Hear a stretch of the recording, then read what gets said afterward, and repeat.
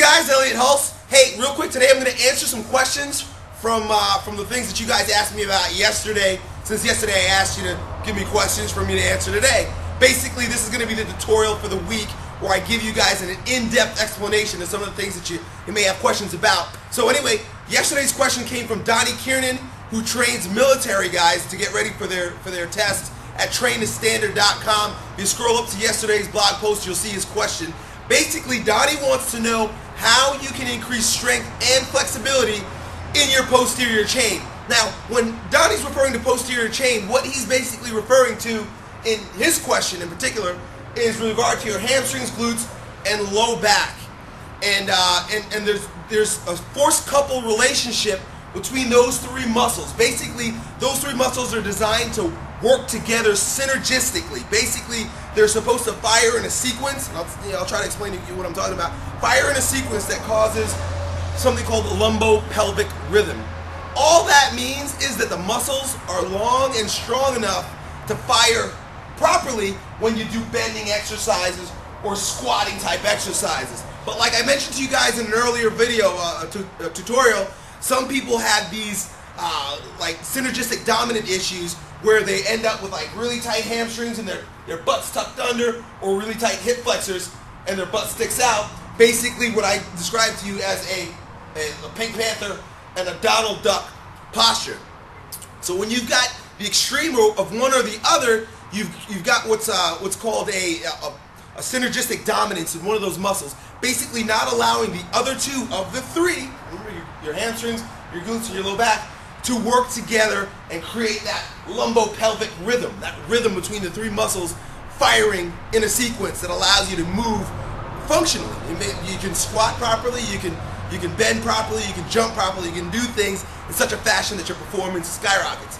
But not everybody has that due to certain muscular imbalances based on who knows why, sitting too much or injuries or things of that nature. But if you take a look at yourself or you take a look at some of your athletes, I guarantee you're going to see one or two of these postures that don't allow that lumbo pelvic rhythm. So, Donnie, what do? Now, Donnie, I know that your situation is such that number one of those three players is your dominant player. Okay, so what am I saying? Those three muscles got to work together, like I just described, in what's called a lumbo pelvic rhythm. If one of those three players is just super dominant, I mean, he's crazy strong. Imagine like a basketball team. You're playing 3-on-3, and you've got like a Kevin Garnett on one team and then two high school basketball players. Basically, Garnett's grabbing all the rebounds, he's dribbling all over the place, he's slam dunking, he's stuffing balls, he's just working like a maniac, while the other two guys are basically looking at the watch. They're tired, they're scratching themselves, they're yawning, they're sitting on the bench because there's nothing for them to do because you've got such a dominant player on that team. So the same thing happens with your muscles in a force couple where they're supposed to be working together. Your hamstrings, your glutes, and your low back should be a team. But Donnie, your situation is such that your hamstrings are so tight, they're so overdeveloped, they're so strong that your glutes, bye-bye. Your low back, bye-bye. They decide they don't want to do anything. So how do you correct that situation? You can do it with corrective stretching and corrective exercise strengthening like I spoke to you about in the past. So what I'll do is I'll give you a quick stretch that you can do for your hamstrings, but they're useless until you can start activating your low back and your glute muscles so that basically you bring up those weak areas and you weaken, as strange as it sounds, those overdeveloped areas. Hamstring stretches, one that I can do basically standing here in front of you so that you don't have to go anywhere, is called a waiter's bow. Basically, you're gonna, because you're a Pink Panther, this is just one of the several discrepancies we're talking about. But I know you're a Pink Panther because I know you, Donnie. Your butt's tucked under. So what you're going to want to do is you're going to try your best to stick your butt out. It's going to be hard for you to do. And I know your feet are going to round up off the floor. All types of weird shit is going to happen. But basically, you're going to want to stick your butt out as far as you can.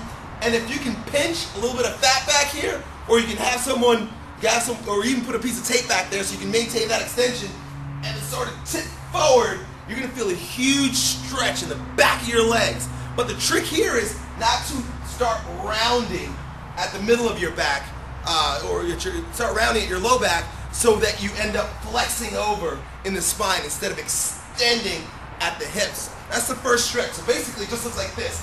You're gonna stick your butt out, you're gonna tip forward. You can sit in the corner of a wall and try that also, it's very helpful. But standing is more of a functional way of doing it. Next thing you're gonna wanna do is strengthen the glutes and strengthen the low back. Glute ham extensions are really good, but here's what's gonna happen when you do typical glute ham extensions. You're gonna end up using your hamstrings the whole time, and your glutes are gonna completely they're not gonna do a damn thing. They're just gonna be completely useless. So what you can end up doing is, or just like little hip extension exercises where you lay on your back, put your feet up on a bench, and squeeze your butt. You're gonna have to do a lot of isolation for the butt, for your glutes. Any type of external rotation where you're sort of like sidestepping, put a rubber band around your thighs. I know we've done things like this. Sidestepping, or even squats with a rubber band around your thighs. Push out on the rubber band or push out on the belt and try to perform your squat while externally rotating, while pushing those thighs out. And then for the low back, any type of low back extension where you're laying on the floor and you're coming up, basically creating extension through your mid and low back by rotating your arms out and laying on the floor. Hopefully this is helpful. I don't have too much space here. This camera's not the greatest for me to show you what I'm talking about on the floor. But here's a recap. Lengthen the hamstrings, strengthen the glutes, strengthen the low back, and that's how you'll start to create that lumbo pelvic rhythm back, so that you can start squatting, you can start deadlifting properly again. Hey, guys, remember, if you've got questions and concerns, send them my way. Real quick, I want to send a shout out to Bob Hess of Green Bay, Wisconsin, my buddy Bob.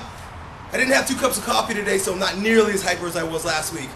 Anyway, I'll talk to you guys later.